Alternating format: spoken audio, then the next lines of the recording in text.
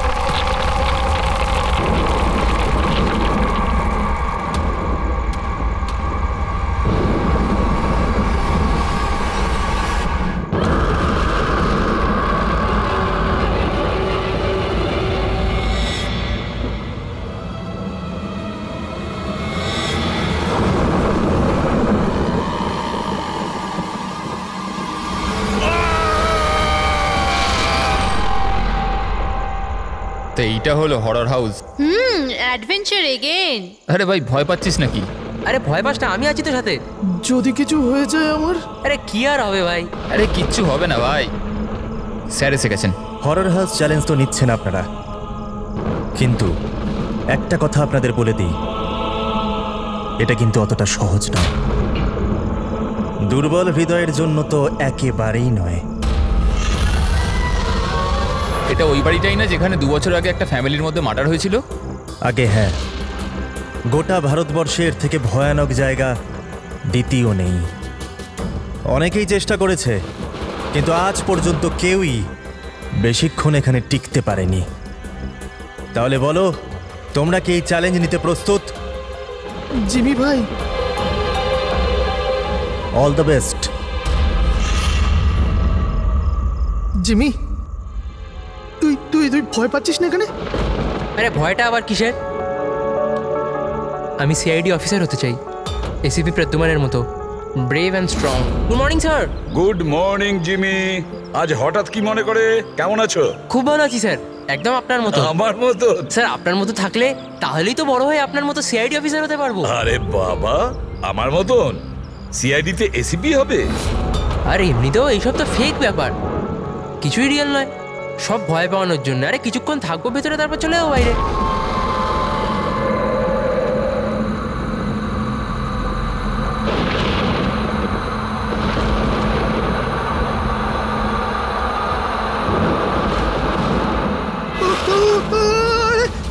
আরে আরে খোল রোহিত, রোহিত খোল না, আরে খোল। ঠিক আছে, আরে রোহিত তো খোল না।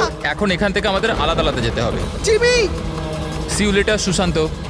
আরে বাই। জিমি প্লিজ দরজাটা সুশান্ত, খুলে দে কিচ্ছু হবে জিমি। না। আরে চল না ভাই। আরে প্লিজ কাম ব্যাক গাইস।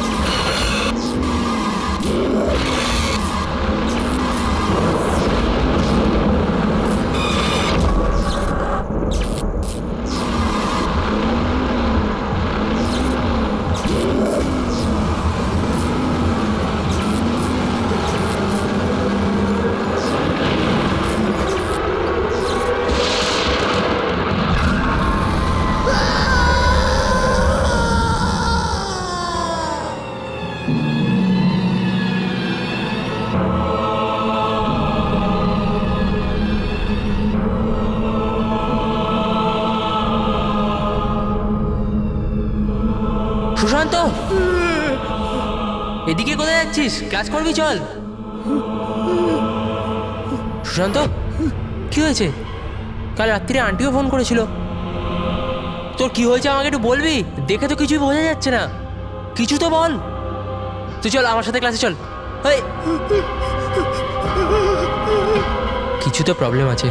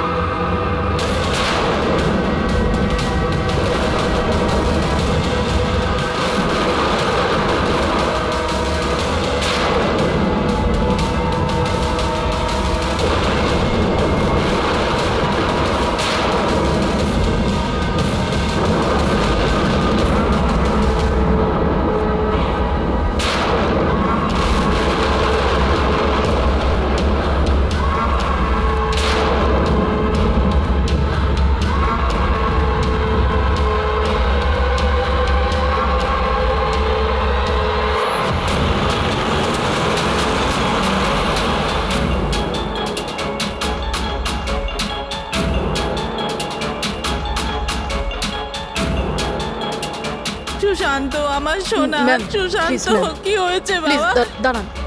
ছাড়ো আমাকে, ছাড়ো প্লিজ। সুশান্ত, তো কি হয়ে গেল বাবা? সুশান্ত, কি Please, হয়েছে? please, সামলান নিজেকে। ও বাবা।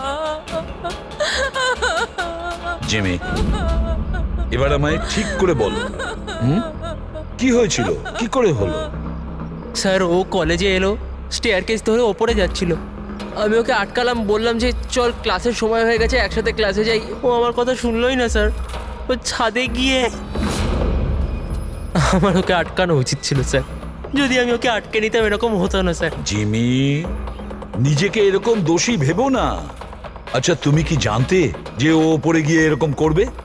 নিজেকে দোষ দিও না। না স্যার, কিছু তো প্রবলেম ছিল স্যার। শেষ 2 দিন ধরে সুশান্ত এরকম করছিল স্যার। না কারুর সাথে কথা বলছিল আর অদ্ভুত আচরণ করছিল স্যার। আমার ওর সাথে কথা বলা উচিত ছিল স্যার। যদি কথা বলতাম হয়তো তাহলে কিছু। আচ্ছা, এই গত 2 দিন ধরে কি হয়েছিল? মানে বলতে চাইছি প্রবলেমটা কি ছিল? হ্যাঁ, আমরা ওকে হরর হাউস নিয়ে গেছিলাম স্যার। ওর ইচ্ছে ছিল না যাওয়ার, তাও আমরা ওকে ফোর্স করে নিয়ে গেছিলাম স্যার।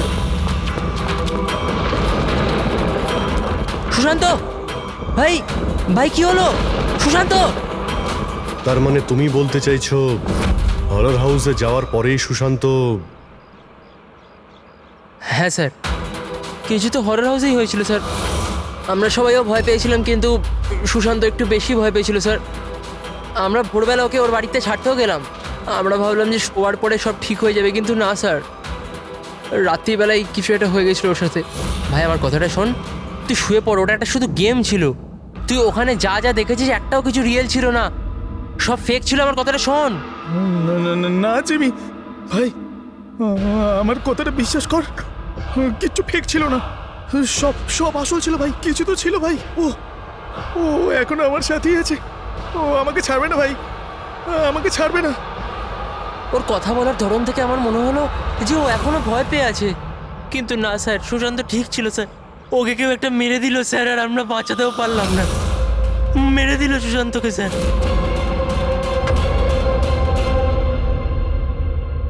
এই দেখো বস, এইটা সিটি স্ক্যান। কার? এটা একটা 80 বছরের বয়স্ক লোকের ব্রেনে সিটি স্ক্যান। এই লোকটির খুব ভয়ঙ্কর ব্রেনের অসুখ ছিল। একটু দেখো বস, এর ব্রেন সেলস কিরকম ছোট হয়ে গেছে। আর স্যার, এই সিটি স্ক্যানের ব্রেন সেলস আরো বেশি ড্যামেজড। এই স্ক্যানটা কার? সুশান্ত। কি? সুশান্তর? একটা ইয়াং হেলদি ছেলের ব্রেনের সেলস একজন বয়স্ক অসুস্থ মানুষের সেলের থেকেও খারাপ? সেটাই তো সবচেয়ে বড় প্রশ্ন অভিজিৎ, কিভাবে? আর আমরা ওর ফ্যামিলি ডক্টরের সঙ্গেও কথা বলেছি। ডক্টরও বলেছে ও একদম ফিট ছিল, না কোনো হেলথ ইস্যুস, না মাথার কোনো প্রবলেম, কিচ্ছু না। স্যার জিমি আমাদের বলল যে হরর হাউস থেকে ফেরার পরেই এই সুশান্তের বিহেভিয়ারে পরিবর্তন এসেছিল। আর স্যার সুশান্তর মারও তাই বক্তব্য। সুশান্ত অদ্ভুত অদ্ভুত কথা বলতে শুরু করেছিল। ওর মনে হচ্ছিল ওর আশেপাশে কেউ আছে যে ওকে মারতে চায়, অথচ কিছুই ছিল না। মাত্র দুদিনে সুশান্তর স্কিজোফ্রেনিয়া সিম্পটম দেখা দিয়েছিল। কিন্তু কিভাবে? অভিজিৎ, জিমি হয়তো ঠিকই বলছে, এটা কোনো আত্মহত্যা নয়, খুন হয়েছে, খুন করা হয়েছে। কিন্তু খুন করলো কিভাবে?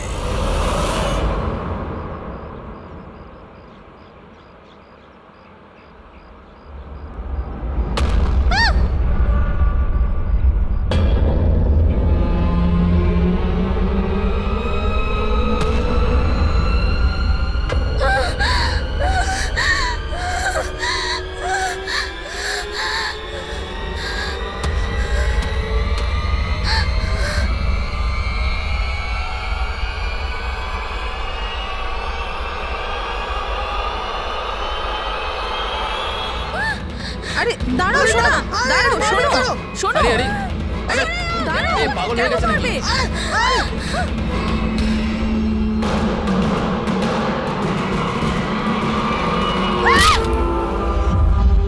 মেয়েটা খুব ভয় পেয়েছিল, এমন মনে হচ্ছিল যেন কেউ ওর পিছু নিয়েছিল। অদ্ভুত রকমের সব কথা বলছিল। আমরা তোর সাহায্য করছিলাম, আমাদের দেখেই পালাতে গেল আর গাড়ির সামনে পড়ে গেল। তোমরা নীনার বন্ধু, তাই তো? তো তোমরা ওকে কখনো অদ্ভুত বিহেভ করতে দেখেছো? ছিল, কিন্তু আজ যখন কলেজ এলো একদম অন্যরকম বিহেভ করছিল। জিজ্ঞাসা করতে কিছু বললো না তো, তারপর হঠাৎ করে ক্লাস ছেড়ে চলে গেল। মানে কাল অবধি সব ঠিকঠাক ছিল, তো আজ আর কালের মধ্যে এমন কি হয়েছে যে ও এইভাবে বিহেভ করছিল? কাল রাতে আমরা হরর হাউসে গিয়েছিলাম, আর লীনা খুব বেশি ভয় পেয়ে গিয়েছিল। আমরা ভাবলাম যে সারা রাত ভালো করে ঘুমোলে সকালেও ঠিক হয়ে যাবে। এক্স্যাক্টলি কি হয়েছিল ওখানে? স্যার, লীনা ওখানে হঠাৎ করে অজ্ঞান হয়ে গিয়েছিল। Leena, Leena, Leena, Leena, are you okay? তারপর থেকেই তো ও অদ্ভুত বিহেভ করতে লাগে। ওকে দেখে মনে হচ্ছিল ওকে যেন কেউ মেরে দেবে। কি হলো? কেউ আছে ওখানে, দেখ কেউ আছে। না, কেউ এখানে এসেছে কেন? যাও, গো। কেউ নেই ওখানে। আমি যেখানেই যাই সেখানেই চলে আসে। আমাকে ছাড়বে না, আমাকে মেরে ফেলবে।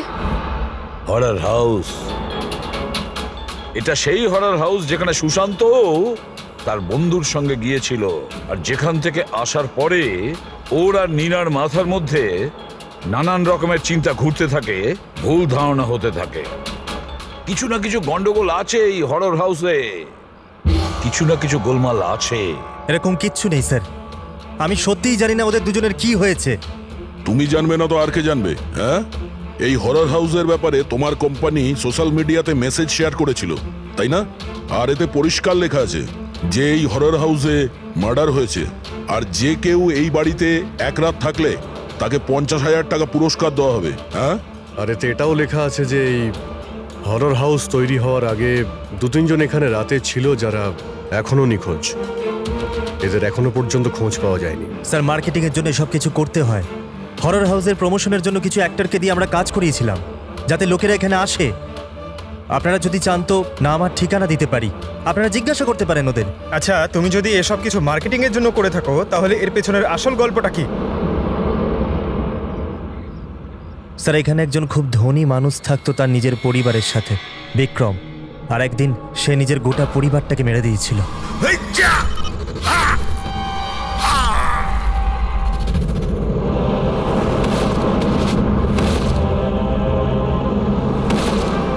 আমাকে মারতে এসেছিল, সবাইকে মেরে দিয়েছি আমি, সবাইকে মেরে দিয়েছি আমি। আমায় মারবি, আমায় মারবি।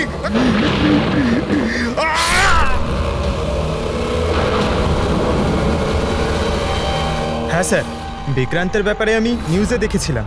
স্যার, এই জায়গাটা এমনিতেই ভূত বাংলোর নামে বদনাম ছিল, তো কেননা সেখান থেকে কিছু টাকা কামানো যাক।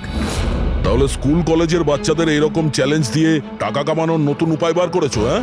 কিন্তু তুমি কি ভেবেছো তোমার এই লোক দুটো বাচ্চার জীবন নিয়ে নিয়েছে? স্যার, আপনি জানেন তো যে হরর হাউসটা আসলে কি? এখানে সব কিছুই নকল স্যার। ভয় পাওয়ানোর জন্য ডেড বডির জায়গায় নকল অভিনেতারা থাকে, রক্তের জায়গায় লাল রং থাকে, লাউড নয়েজেস থাকে, দ্যাটস ইট। এখানে এমন কিচ্ছু নেই স্যার যাতে কারোর বিপদ ঘটতে পারে। স্যার স্যার ডক্টর সালুঙ্কের মেসেজ করেছে। ওর সিটি স্ক্যান থেকে জানা যাচ্ছে যে ওর ব্রেন সেল সেইভাবেই ড্যামেজ হয়েছে, ঠিক যেমনভাবে সুশান্তেরটা হয়েছিল স্যার। এবার বলো, যদি এটা সত্যি নাটক হয়ে থাকে, নকল হয়ে থাকে, তাহলে কারোর ব্রেনের উপর এত প্রেসার পড়বে কি করে? স্যার, আমি এর সম্পর্কে কিচ্ছু জানি না, আমি সত্যি বলছি। ঠিক আছে, আজ রাতে এই হরর হাউসে আমরা থাকবো। জানতে তো পারা যাবে বিজনেসের নামে এখানে কোন কোন খেলা চলছে।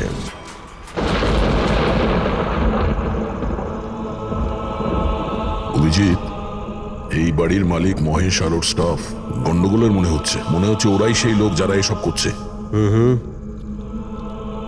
আমরা আলাদা আলাদা রুমে যাব, একা। আমরা সবাই নিশ্চয়ই এটা জানি যে এরা এখানে এমন ব্যবস্থা করে রেখেছে যাতে আমরা সবাই ভয় পেয়ে যাই। হ্যাঁ,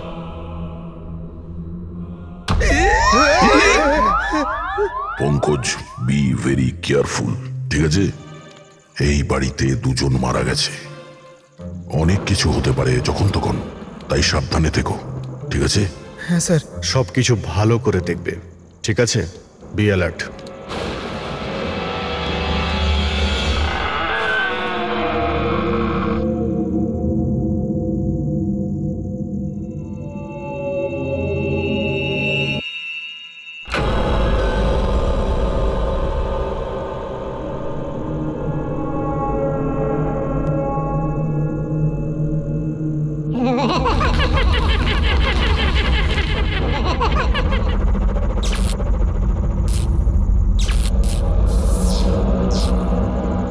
যদি দরজা অবধি যেতে হয় তো এই লাশগুলোকে টপকে যেতে হবে।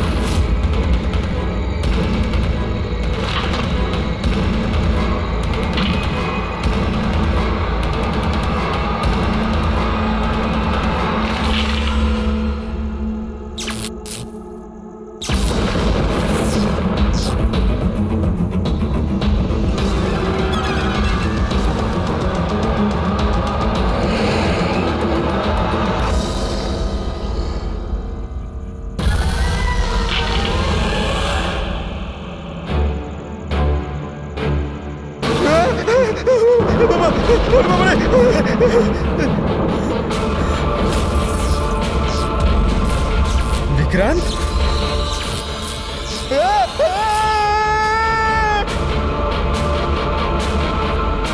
পঙ্কজ, পঙ্কজ, পঙ্কজ, কি হয়েছে? হ্যাঁ, পঙ্কজ, কি হলো? পঙ্কজ, হ্যাঁ তুমি ঠিক আছো? সাবধানে। অরুণী, ফ্রেডি, তাড়াতাড়ি হসপিটালে নিয়ে যাও। তাড়াতাড়ি পঙ্কজ, চল সাবধানে। ভাই, চল। কি হলো তোর? এসব কি হচ্ছে? হ্যাঁ, এর অবস্থা দেখতে পাচ্ছ? তোমরা এখানে কিরকম বিপজ্জনক খেলা খেলছো? স্যার, আমি আপনাদের তো বলেছিলাম এখানে সবকিছু নকল। যাদেরকে আপনারা দেখেছেন সবাই জুনিয়র অ্যাক্টর হাতে ছুরি নিয়ে। আর স্যার, ওটা বিক্রমের হলোগ্রাম ইমেজ ছিল। স্যার, এখানে এমন কিচ্ছু নেই যাতে কারোর বিপদ ঘটতে পারে। তুমি একটা কথা হাজারবার বলো, কিন্তু একটা কথা ঠিক, এখানে কিছু তো আছে যেটা যেটা ঠিক নয়। বস, পঙ্কজের অবস্থা আগের থেকে ভালো। ওর সিটি স্ক্যান করা হয়েছে, আর তাতে এমন কিছু পাওয়া যায়নি যেটা চিন্তার কারণ হতে পারে। এটা খুব ভালো ব্যাপার যে তোমরা একদম ঠিক সময় পঙ্কজকে ওখান থেকে বার করে আনতে পেরেছো। বুঝতে পারছি না, ওই হরর হাউসে আমরা সবাই ছিলাম। এমন কিছু রুম ছিল যেখানে থাকলে ভয় করতে পারে, তখনই আমরা অন্য রুমে চলে যেতাম। পঙ্কজ হয়তো এরকমই করেছিল, কিন্তু ওর সঙ্গেই এমন কি হলো যাতে ওর ব্রেনে এতটা এফেক্ট পড়লো? স্যার, এই সুশান্ত আর নীনা তাদের বন্ধুদের সঙ্গেই হরর হাউসে গিয়েছিল, কিন্তু এর প্রভাব কিন্তু এদের দুজনের উপরেই হয়েছিল। ওদের বন্ধুদের উপর কোনো প্রভাব হয়নি, সবাই নর্মাল ছিল। স্যার, হতে পারে ওই হরর হাউসের কোনো একটা ঘরে এমন কোনো জিনিস আছে যেটা মানুষের ব্রেনের ওপর খুব প্রভাব ফেলে। এই পঙ্কজ, নীনা, সুশান্ত ওরা গিয়েছিল, তাই ওদের ব্রেনে প্রভাব পড়েছে। বাকি সবাই ওই ঘরে যায়নি, তাই ওদের ব্রেনে কোনো প্রভাব পড়েনি। হতে পারে দয়া, হতে পারে, কিন্তু কোন রুমে ঘটনাটা ঘটেছে সেটা তো জানতে হবে। স্যার, আমি ওখানে বিক্রান্তের ডায়েরি পেয়েছি। যেদিন ওর ফ্যামিলিকে খুন করে ও আত্মহত্যা করেছিল, তার কয়েকদিন আগেই ও লিখেছিল, আমি আবার ওদের দেখেছি, ওদের শব্দ শুনতে পেয়েছি, ওরা সব জায়গাতে আমার পিছু নিচ্ছে, আমি রাতে ঘুমোতে পারি না, কাউকে ভরসা করতে পারছি না, ওই শয়তান সবাইকে ওর দিকে করে নিয়েছে। কিন্তু অদ্ভুত ব্যাপার হলো, এর আগেও যা কিছু লিখেছে তা একদমই নর্মাল, তার মধ্যে ভয়ের কোনো কথা লেখাই নেই। যা কিছু হয়েছে হঠাৎ করেই হয়েছে স্যার, সুশান্ত আর নীনার মতো। একটা কথা কিছুতেই বুঝতে পারছি না অভিজিৎ, এই বিক্রান্ত তার নিজের ফ্যামিলিকে পুরো শেষ করে দিল, আর এতটা ভয় পেল যে নিজেকেও মেরে ফেললো, আত্মহত্যা করলো। না অভিজিৎ, কিছু না কিছু গোলমাল আছে। তাহলে কি সুশান্ত আর নীনার মতো কেউ বিক্রান্তকেই মেরেছিল? এটা আত্মহত্যা নয়, বরং খুন। বাট কি হতে পারে বিক্রান্তের সঙ্গে? কি হয়েছিল ওর সাথে? কিভাবে জানা যাবে? স্যার, বিক্রান্তের ফ্যামিলিতে মাত্র একটাই মেয়ে জীবিত এখনো, ওর বড় মেয়ে রাধিকা। স্যার, হয়তো আমি আজ বেঁচে আছি তাহলে শুধু এই কারণ আমি ওই দিন শহরের বাইরে ছিলাম, একটা ট্রিপে গেছিলাম, আর যখন ফেরত এলাম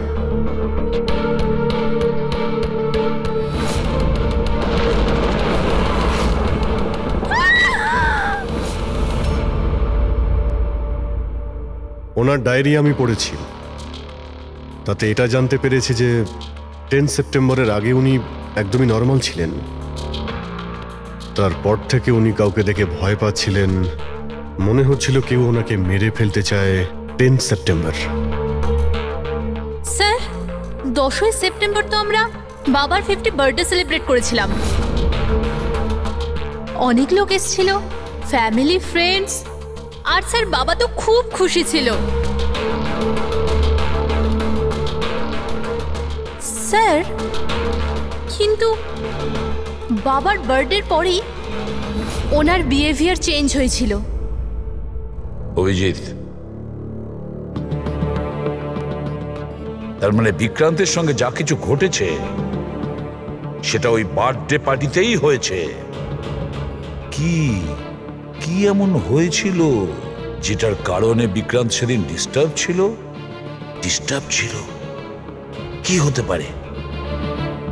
আচ্ছা রাধিকা, আপনি বলতে পারবেন ওই দিন বার্থডেতে কারা কারা এসেছিলেন? ওই দিনের ভিডিও আর ফটোগ্রাফসও চাই আমাদের।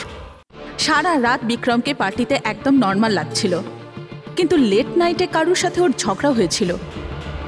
আমি দূর থেকে দেখেছিলাম, খুব জোরে জোরে তর্ক বিতর্ক চলছিল। তার সঙ্গে অজয়, বিক্রান্তের বেস্ট ফ্রেন্ড। বিক্রান্তের সাথে? স্যার, অনেক বড় ভুল করে ফেলেছে আমার বাবা মা, নিজের মেয়ের বিয়ে বিক্রমের সাথে দিয়ে। যদি ওর বাঁচতেই না ইচ্ছা ছিল তাহলে মরে যেত, কিন্তু আমার বোন আর বাচ্চাদের মারার কি দরকার ছিল? বিক্রান্ত মারা যাওয়ার পরে সমস্ত প্রপার্টি তো রাধিকার নামে হয়ে গিয়েছিল না? নো স্যার, বিক্রমের ব্যবসা আর ও সম্পত্তির মধ্যে রাধিকার কোনো ইনভলভমেন্ট নেই স্যার। ওর পরিবারের পর ও পুরো ভেঙে পড়েছিল, একটা টাকাও নেয়নি স্যার। বেশিরভাগ টাকাটাই ও চ্যারিটি করে দিয়েছিল। আর বিক্রান্তের বিজনেস? স্যার, ওর কাজিন আছে না দীপক, ওই সব সামলাতো। দীপক, বিক্রান্তের মৃত্যুর পরে ওর পুরো বিজনেসের প্রপার্টি তুমি সামলেছ, তাই তো? কারণ বিক্রান্তের ফ্যামিলিতে আর কেউ ছিল না, শুধু রাধিকা ছাড়া। আর রাধিকা নিজেকে বিজনেস আর প্রপার্টি থেকে নিজেকে সরিয়ে দিয়েছিল এই জন্য, তাই তো? আগে সবাই এটা জানতো যে বিক্রম আমার কাজিন ছিল, আর কাউকে তো দায়িত্ব নিতেই হতো। কিন্তু এসব আপনি আমায় কেন প্রশ্ন করছেন? দেখুন, বিক্রম আর তার পরিবারের সাথে যা কিছু হয়েছে তার আফসোস সবারই আছে। ওটা একটা দুর্ঘটনা ছিল, চক্রান্ত নয়। আপনারা সবাই এটা ভাবছেন যে দীপক আত্মহত্যা করেনি, খুন করে দিয়েছে কেউ ওকে। আমি মেরেছি ওকে, আর টাকা দিয়ে আমি খুন করিয়েছি ওকে। স্যার, ও আমার খুব ভালো বন্ধু ছিল, খুব ভালো। আমাদের দুজনের মধ্যে পুরো একদম ভাইদের মতো ভালোবাসা ছিল। আমরা তো জেনেছি যে অনেক দিন ধরেই তোমাদের দুজনের বন্ধুত্বের মধ্যে একটা চিড় ধরেছিল। কি বলছেন? না স্যার, স্যার ওই যে হয় না বন্ধুদের মধ্যে মাঝে মাঝে ওই একটু ঝগড়া হয়, প্রবলেম হয়, ওইরকমই কিছু হয়েছিল। কিন্তু স্যার পরে আমরা প্যাচ আপ করে নিয়েছিলাম। স্যার আমার কথা ভালো করে শুনুন, যদি আমাদের মধ্যে বন্ধুত্ব না থাকতো তাহলে ও কি আমাকে পার্টিতে ডাকতো? হ্যাঁ, রাইট। আর ওই পার্টিতেই তোমার সঙ্গে খুব ঝগড়া হয়েছিল বিক্রান্তের। ঝগড়া? আমাদের কাছে একজন সাক্ষী আছে। না স্যার, ঝগড়া হয়নি স্যার। আসলে কি বলুন তো, ওই 3-4 পেগ ভেতরে যাওয়ার পর শুধু আমরা দুজন হাইপার হয়ে গেছিলাম। তারপর আমাদের দুজনের মধ্যে ওই তর্কাতর্কি শুরু হয়ে গেছিল, দ্যাটস ইট। অদ্ভুত কথা বলেন ম্যাম আপনারা। পুরো পৃথিবী জানে যে বিক্রম নিজের ফ্যামিলির খুন করে নিজে সুইসাইড করেছিল। হতে পারে ওর অনেক বড় প্রবলেম ছিল, পুলিশও এই কেসটা ক্লোজ করে দিয়েছে। তো আপনারা কেন আমাকে 2 বছর বাদে এই কেসটাতে ফাঁসাতে চাইছেন? আমি এরকম কেন করব? দেখুন, আমরা তো শুধু এটুকুই জানতে পেরেছি, বিক্রান্তের কোম্পানিতে বছরের পর বছর কাজ করার পরেও আপনার প্রমোশন হয়নি। ইনফ্যাক্ট বিক্রান্ত আপনাকে বরখাস্ত করতে চেয়েছিল, আর তারপর আচমকা বিক্রান্তের মৃত্যুর পর আপনার ফাইন্যান্সিয়াল কন্ডিশন বেটার হয়ে গেল। হ্যাঁ, তো মানে আপনারা এটা বলতে চাইছেন যে আমি বিক্রমকে খুন করে ওর পুরো প্রপার্টিটা নিজের নামে করিয়ে নিয়েছি? Is that you want to সে?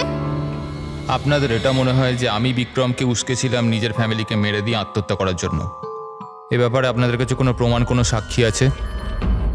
দীপক, বিক্রান্তের 50তম জন্মদিনের পার্টিতে তুমি নিশ্চয়ই ছিলে, তাই তো? তাহলে কোনো গিফটও নিয়ে গিয়েছিলে? 50 বছরের পার্টি বলে কথা। কি কি নিয়ে গিয়েছিলে একটু বলো না। আগে 2 বছর আমি বিভিন্ন জনকে বিভিন্ন গিফট করেছি, কি করে বলবো যে বিক্রমকে কি দিয়েছিলাম? আমি ঠিক মনে করতে পারছি না। আই থিঙ্ক শুধু কার্ডটাই দিয়েছিলাম। কিন্তু স্যার এই হঠাৎ মধ্যখানে গিফট কোথা থেকে চলে এলো? আর আমার মনে নেই যে আমি ওকে কি গিফট দিয়েছিলাম। এটা 2 বছর আগের ঘটনা ম্যাম। আর কাউকে কোনো গিফট দেওয়া কি কোনো দোষের কিছু? আমি বিক্রমকে ওর ফেভারিট অথরের নতুন বই গিফট করেছিলাম, কিন্তু ওকে অন্যরা কে কি গিফট করেছিল সেটা আমি জানি না। আপনি কেন জানতে চাইছেন?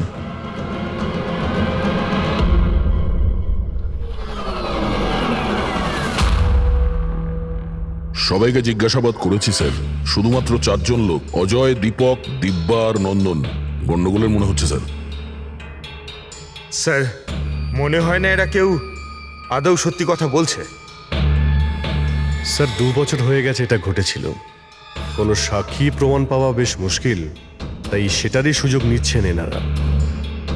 তবে এটা শিওর যে এনাদের মধ্যে কেউ মিথ্যে বলছে, সেই হলো বিক্রান্তের খুনি।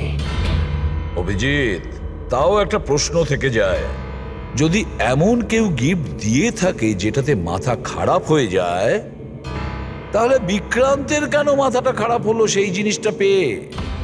আরো তো অনেকে ছিল ওই ঘরে, তাদের কোনো কিছু হয়নি কেন?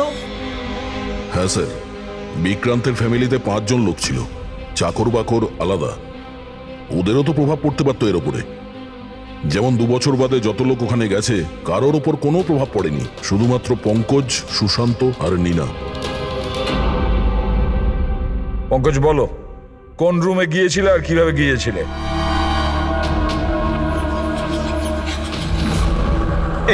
এটা করিডোর ছিল স্যার, আমি সিঁড়ি দিয়ে নিচে যাই স্যার, করিডোর ক্রস করে এখানে হলে যাই স্যার, আর তারপর স্যার ওখানে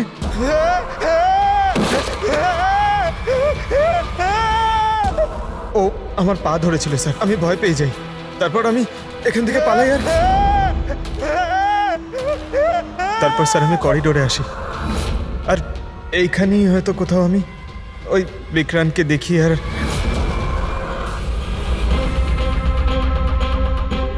হ্যাঁ স্যার, পঙ্কজকে আমরা এখানেই পেয়েছি, এই করিডোরেই, আর নীনাকে ওর বন্ধুরা এই জায়গাতেই দেখেছিল, আর সুশান্ত এখানেই, সুশান্ত এই জায়গাতেই পেয়েছিল। আর সেটা যাই হোক, যেটা আমরা খুঁজছি হতে পারে এর আশেপাশেই কোথাও আছে। স্যার ওখানে কি থাকতে পারে? ওখানে তো অ্যান্টিক্স, পেন্টিং, না জানি কি কি ছিল। ওখানে এমন কি থাকতে পারে যার জন্য ওরা মারা গেল? স্যার বিক্রান্তের মৃত্যু 2 বছর আগে হয়েছিল, আর এই দুজনের মৃত্যু সবে মাত্র হয়েছে 2 বছর পরে। এমন কি জিনিস থাকতে পারে ওখানে যার ফলস্বরূপ এতগুলো মৃত্যু হলো? কি আছে সেটা খুনি বলতে পারবে।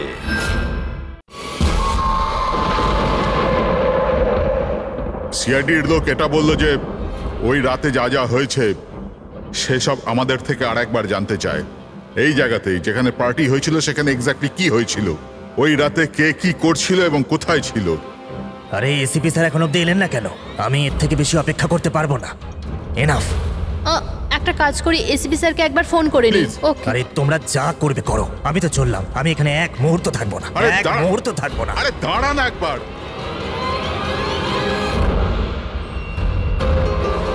হ্যালো স্যার, আমি বলছিলাম, আপনি আমাদের হরর হাউসে রেখেছিলেন না? আমরা এসে গেছি। হ্যাঁ স্যার, আমি, নন্দন, অজয় আর দীপক। কি আপনি ডাকেননি? এরকম কোনো কথাই হয়নি। Okay sir. কি হলো? এসিপি বলছেন উনি আমাদের ডাকেননি। আরে এসব কি হচ্ছে? জানি না, মনে হয় কেউ আমাদের সাথে মজা করেছে। চলো যাই এখান থেকে। চলো তাড়াতাড়ি চলো। কোথায় যাবে তোমরা? ওপর দিয়ে যাবার কোনো রাস্তা আর নেই। এখন কি করবো আমরা? আর এখান থেকে বেরোবো কি করে আমরা এখন? দ্বিতীয় রাস্তা তো হবে। হ্যাঁ খোঁজো, দ্বিতীয় রাস্তা খোঁজো এখান থেকে বেরোবার। চলো চলো তাড়াতাড়ি খোঁজো দ্বিতীয় রাস্তা। এক কাজ করো, তুমি ওদিকে দেখো, আমি এদিকে দেখছি। হ্যাঁ।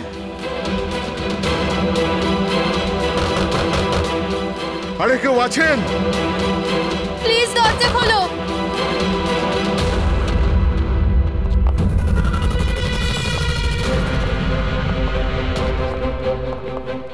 এসব কি মজা হচ্ছে স্যার? আপনারা কেন বিরক্ত করছেন আমাদের? বিরক্ত করছি না আমরা, শুধু পরীক্ষা নিচ্ছি, আর তার রেজাল্টও পেয়ে গেছি। আমরা বুঝতে পেরেছি খুনি কে। আপনাদের সবাইকে এই হরর হাউসে সেই জায়গাতে বন্দি করা হয়েছিল যেখানে এমন কোনো জিনিস আছে যার কারণে ব্রেনের ওপর খুব প্রভাব পড়ে আর মানুষ অদ্ভুত ধরনের বিহেভ করে, কিন্তু ওই জিনিসটার ব্যাপারে খুনি জানে, আর সেই জিনিসের কারণেই খুনিকে চিনতে পারা গেছে। খুবই স্বাভাবিক খুনি ওই জিনিসটাকে নোটিস করবে, তার থেকে দূরে যাওয়ার চেষ্টা করবে, কারণ ও এটা চাইবে না যে বিষাক্ত কেমিক্যালের প্রভাব ওর উপর যেন না পড়ে। চারিদিকে দরজা বন্ধ ছিল, ও এখানে আটকে গিয়েছিল, সেই জন্যই ও ওটাকে ছুঁয়ে ফেলার ভুল করে। আর এই ঘরে কি কি ঘটেছে সবকিছু সিসিটিভি ক্যামেরায় বন্দী।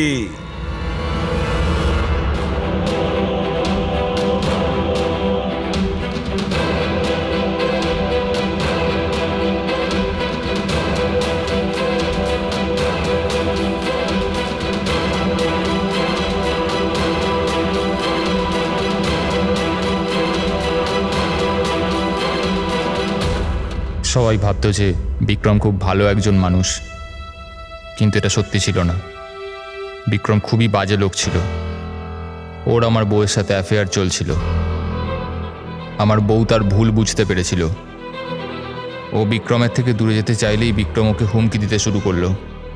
বলতে লাগলো, তোমার বরকে বলে দেবো, ওকে চাকরি থেকে বের করে দেবো। লজ্জায় আমার বউ আত্মহত্যা করেছিল। আর তাই তুমি ওর ওপর প্রতিশোধ নিতে চেয়েছিলে? আমার একটা বন্ধু কেমিস্ট ছিল, আমি ওর থেকেই টক্সিক বিষটার সম্বন্ধে জানতে পারি। আমি জানতে পেরেছিলাম যেটা এমন একটা কেমিক্যাল যাতে মানুষ মানসিকভাবে অসুস্থ হয়ে পড়ে। আমি বিক্রমকে গিফট দেওয়ার জন্য একটা অ্যান্টিক লণ্ঠন কিনলাম, আর ওর সলতেটাকে ওই কেমিক্যালটার মধ্যে চুবিয়ে ওকে গিফট করে দিলাম। যখন যখন বিক্রম ওই লণ্ঠনটাকে জ্বালাতো, ওর বিষাক্ত ধোঁয়া সারা ঘরে ছড়িয়ে পড়তো। বিক্রমের ওপর ওই ধোঁয়ার প্রভাব সেইভাবেই পড়ল যেভাবে আমি চেয়েছিলাম। ফলে ও আস্তে আস্তে পাগল হতে থাকে, আর একদিন হঠাৎ পরিবারের সকলকে মেরে দিয়ে নিজেও মরে যায়। কেউ কোনোদিন এটা জানতেও পারেনি যে ওই কেমিক্যালটার জন্যই ও এত বড় একটা কাণ্ড ঘটিয়ে ফেলল। আর একদিন কেসটা বন্ধ হয়ে গেল। তারপরে বিক্রান্তের এই বাড়িটাকে মহেশের বাবা কিনে নেন। মহেশ এটাকে হরর হাউস বানায় আর বিজনেস স্টার্ট করে দেয়, কিন্তু ওই জিনিসটা এখানেই রয়ে যায়, স্টাডি রুমে নয়, করিডোরে, যার জন্যই এই সব হচ্ছিল। সত্যি বলছি, আমি যখন জানতে পারলাম যে ওই বিষাক্ত লণ্ঠনটার জন্য 2 বছর বাদেও লোকজন মারা যাচ্ছে, তো আমি ঘাবড়ে গেলাম।